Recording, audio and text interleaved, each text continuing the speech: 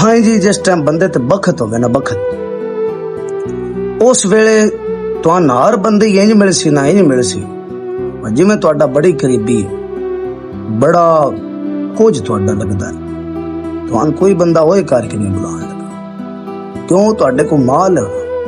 ते जिस वेले तुहाडे ते आ जानी गुरबत, उस वेले तुहान कंडी मगरों की मुंह ते बंदे बड़ी बड़ी गल कर दे, झिणक छड़दे। अगले दाड़े की जगह ते गया ते बड़ा डाडा जा जानू आई मुड़ जानू भी टोका करांदे। बात तो शायर लिखिया आई बाख्त ते हर कोई मिलदा हा किसी शख्स अजीम दे वांगू, सुख साडे दर ते रांदे हान किसी बशर मुकीम दे वांगू। डले बाख्त ते आप भी ढल गया किसी शजर करीम दे वांगू, आज हर कोई झड़क अबरार छोड़ेंदे किसे बाल यतीम दे वांगू।